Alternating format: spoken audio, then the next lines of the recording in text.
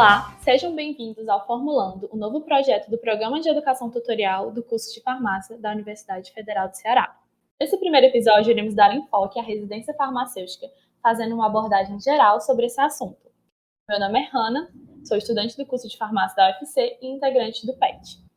E hoje falaremos com a Eugenie Desirê Rabelo Neri, ex-presidente da Comissão de Residência Multiprofissional da Universidade Federal do Ceará. Seja muito bem-vinda. Você pode contar um pouco mais para a gente sobre o seu currículo? Olá, Hanna, tudo bem? Bom, primeiro é um prazer participar dessa iniciativa do PET, uma iniciativa extremamente importante, porque ela objetiva justamente tirar dúvidas, trazer assuntos, que são objetos de interesse dos alunos, dos acadêmicos de farmácia. E para mim é um prazer poder estar contribuindo com vocês, trazendo informações hoje sobre a residência multiprofissional e tirando dúvidas sobre esse tema. Bem, eu sou farmacêutica, a minha área de especialização é a farmácia hospitalar. Eu sou mestre e doutora em ciências farmacêuticas, cursado no nosso programa de pós-graduação em ciências farmacêuticas da Universidade Federal do Ceará. Atualmente estou no pós-doutorado, também nesse mesmo programa. Sou servidora da Universidade Federal há 26 anos. Atualmente eu sou gerente administrativa do complexo hospitalar da UFC, então eu coordeno a administração geral dos 2 hospitais, ligada a um grupo de gestão, tem um superintendente que é o professor Carlos, e falar da residência multiprofissional é realmente um tema bastante caro para mim, é um tema que fala ao coração, literalmente, porque foi um programa que eu acompanhei, tive a sorte de poder acompanhar desde o seu nascimento aqui dentro da UFC, aqui nos hospitais universitários, e certamente vou poder hoje tirar várias dúvidas e trazer dicas e outras informações. Muito obrigada. Então, para a gente começar, para você, o que é a residência para o estudante? Bom, a residência, ela é uma modalidade de ensino lato sensu. Ela é destinada, no caso, aos profissionais de saúde, dentre eles o farmacêutico, e ela acontece sob a forma de um curso de especialização teórico-prático. Então, ela tem elementos de teoria, mas tem um forte componente prático. 80% da carga horária é destinada à prática. O treino que nós chamamos de treinamento em serviço. A residência multiprofissional, ela, no caso, existe dentro dos hospitais da UFC, na maternidade escolar Assis Chateaubriand e no Hospital Universitário Walter Cantídio. Nós temos esse programa de residência, ele acontece em tempo integral e ele tem uma gama de assuntos que são abordados ao longo de 2 anos. Interessante. E como é o processo de seleção para entrar numa residência? Bom, a seleção para residência ela é pública, né? Uma residência, a seleção ela é aberta. Precisa que o aluno de farmácia, que já está concluindo o curso, se inscreva num processo seletivo para concorrer com outros profissionais ou estudantes em fim de curso, de farmácia. E ela acontece basicamente com 2 etapas, A primeira etapa é uma prova escrita, é uma prova que aborda diversos assuntos, aborda, por exemplo, legislação, a farmacocinética, a farmacodinâmica, a farmacotécnica, a farmácia hospitalar, farmácia clínica, controle de infecção, segurança do paciente, entre outros temas, E essa prova escrita, ela é considerada eliminatória, classificatória. Aí, em seguida, nós temos a segunda etapa, que a gente chama de quando o momento de entrega dos documentos que comprovam o currículo desse aluno. Ou seja, tudo que ele construiu na trajetória dele e que pode ser citado para ter a segunda parte da composição da nota, O currículo, a análise curricular, a avaliação curricular, ela vale, tem um peso 10, vale 10% da nota total, e a prova escrita, 90% da prova do valor da nota total. Essa etapa de análise curricular, ela tem, dentro do edital, uma matriz padrão que diz que coisas pontuam e quanto vale cada tipo de ação que está estabelecida lá. Por exemplo, uma monitoria pontua, uma participação em projeto de extensão tem outra pontuação e outro valor, curso de línguas. Então, se ele está concluído por cada semestre, quanto vale?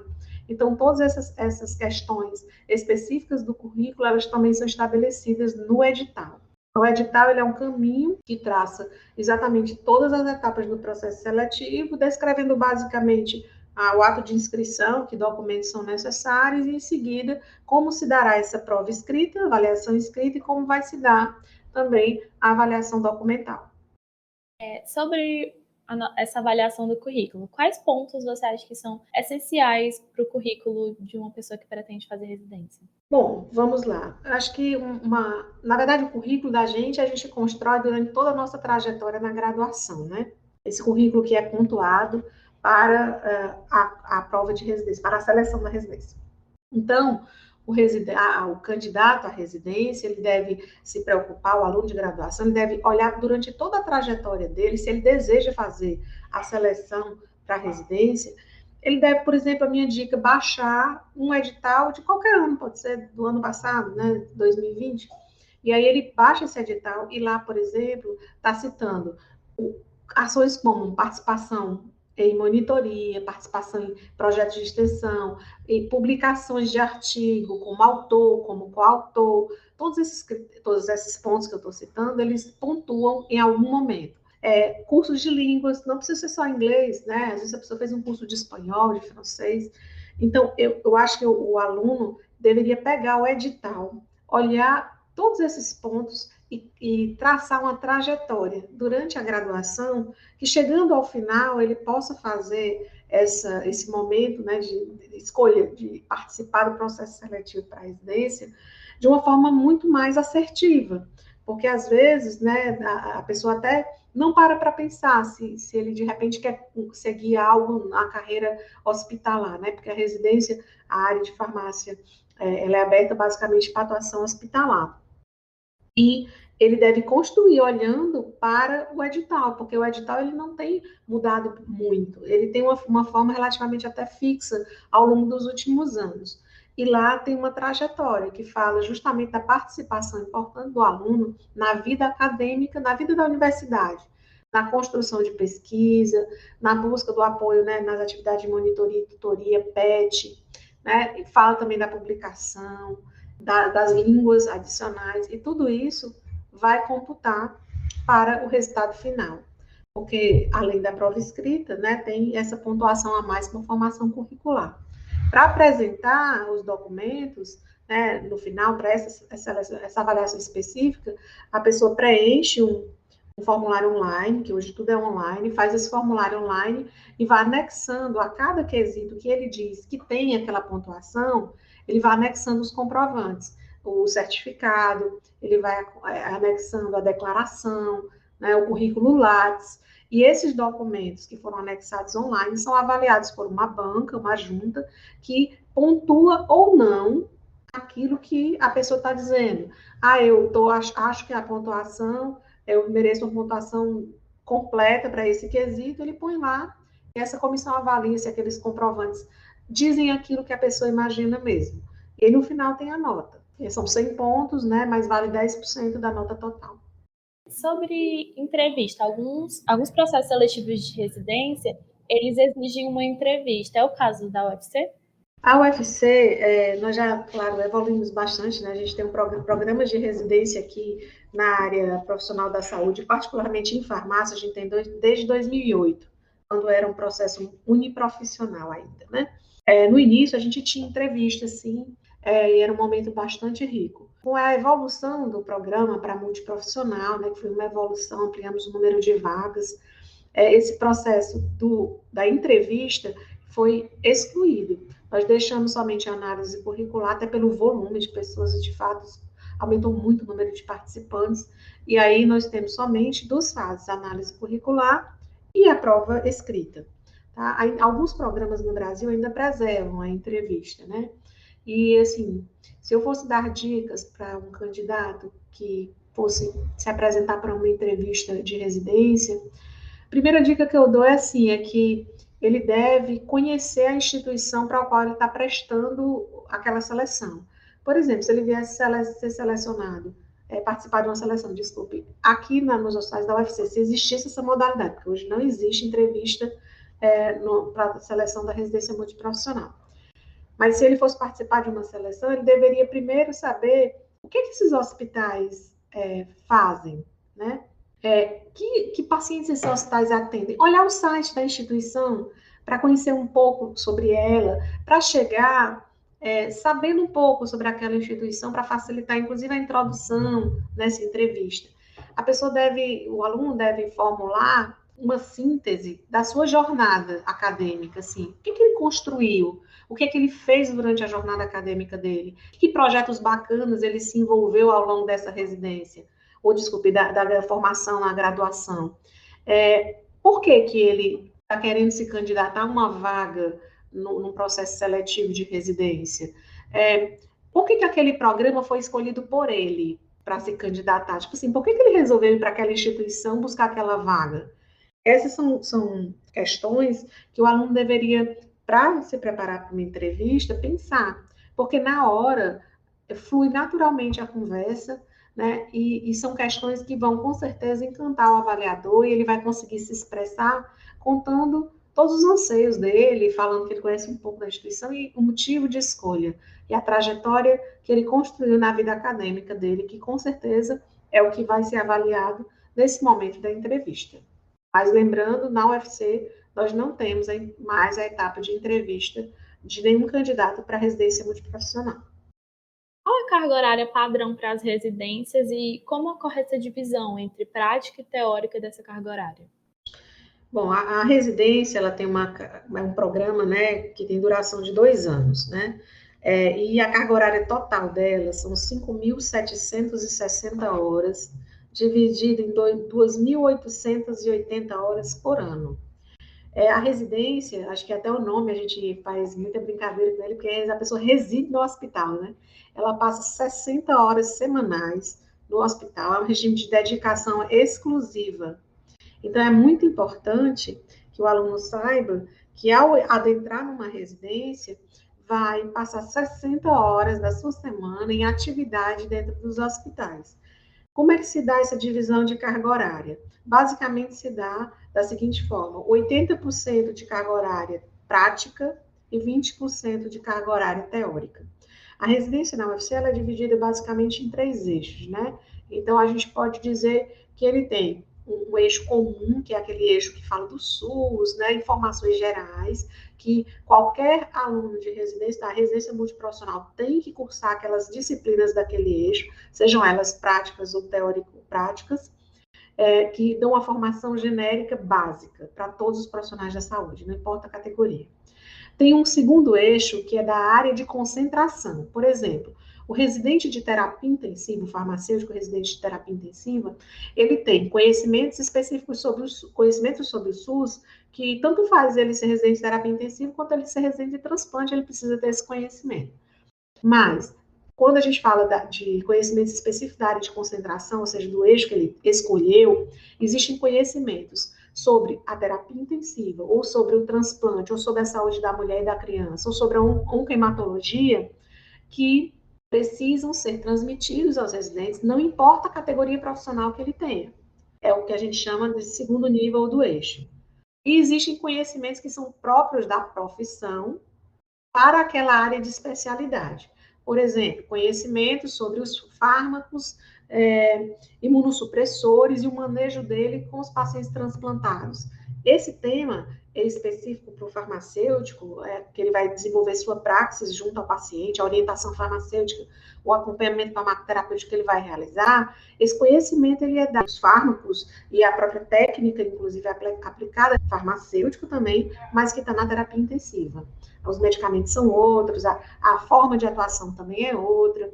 Então, nós temos basicamente esses três grandes segmentos para a formação do residente durante essas 5.760 horas. A residência, né, por ser tempo integral, ela também traz que é dedicação exclusiva, né, tempo integral é dedicação exclusiva, ela pode acontecer essas 60 horas distribuídas de segunda a domingo. Então, ela, dependendo da residência, tem plantão também final de semana, plantão à noite, plantão feriado. É de fato para você viver a vida hospitalar, como de fato qualquer profissional trabalha. Um farmacêutico ele pode trabalhar à noite, ele pode trabalhar no final de semana, dentro de um hospital. E a formação é justamente, como eu falei, 80% de prática, né, voltada para preparar profissionais para atuação em serviço. Certo, muito obrigada. Existe uma bolsa de auxílio para essa residência? E se sim, qual o valor seria dela? Bom, um programa de formação, né, profissional com uma carga horária tão extensa, tão robusta como essa, que, diga-se de passagem, é igual à carga horária de formação do médico, né, precisava, com certeza, ter uma bolsa de apoio, porque, como eu falei, ela é de dedicação exclusiva, quer dizer, não permite que o farmacêutico residente tenha um emprego ao mesmo tempo que tenha a bolsa de residência. Então, neste caso, existe uma bolsa sim. Essa bolsa é igual, mesmo valor da bolsa do médico, da residência médica. Então, todos os profissionais que estão na multiprofissional, na residência médica, recebem o mesmo valor. Ela é de R$ 3.330,43 atualmente. E hoje, os residentes que estão em hospital também fazem parte do programa chamado Brasil Conta Comigo, que acrescenta esse valor de 3.330 mais 667, né? O que dá quase R$ 4.000, a 3.997,43 pelas 60 horas de atividade hospitalar dentro dos programas de residência. Que ótimo. Para o profissional farmacêutico, você acha que tem diferença entre a residência multiprofissional e uniprofissional? Tem. Aqui na UFC nós temos experiência, assim, eu particularmente tenho experiência com essas duas residências, né? Nós tivemos os primeiros programas que nós criamos aqui nos hospitais, foi criado no Hospital Universitário Walter Cantídio, eram 2 vagas, foram 2 residentes, os primeiros, né, em 2008, e era uniprofissional. Nós formávamos especialistas em farmácia hospitalar. A formação de um especialista em farmácia hospitalar, farmacêutico, ela é, com certeza, muito mais, em alguns momentos, mais profunda, em termos de conhecimentos específicos, mas também eu acho que ela ficava menos rica do ponto de vista de interação e de trabalho em equipe. Ao meu ver, a residência multiprofissional que ela trouxe de grande diferencial foi a possibilidade da convivência e do aprendizado junto com os demais profissionais da saúde. A possibilidade de interação entre os profissionais, ela enriquece enormemente qualquer tipo de atuação profissional.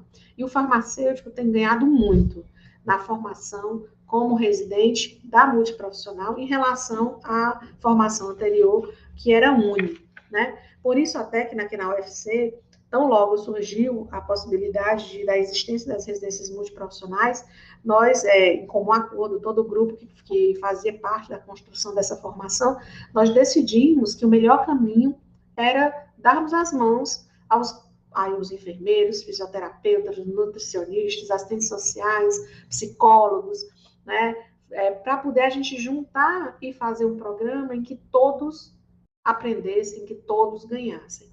Então, a meu ver, hoje, a formação da residência multiprofissional é o que há de mais completo, né, para uma boa prática hospitalar atualmente. Em termos de formação, é o que tem de mais completo. Sim, é essencial. Para a gente finalizar, quais são as dicas que a senhora daria para uma pessoa que está se preparando para a residência dentro da graduação? O que ali na graduação que ela já pode fazer que vai ser essencial para esse processo seletivo? Bem, a graduação é uma oportunidade incrível, incrível porque nós temos professores à nossa disposição, nós temos a oportunidade de participar de PETs, de grupos de pesquisa, de grupos que desenvolvem ações comunitárias, nós temos a oportunidade de desenvolver pesquisa, nós temos diversas oportunidades dentro da universidade.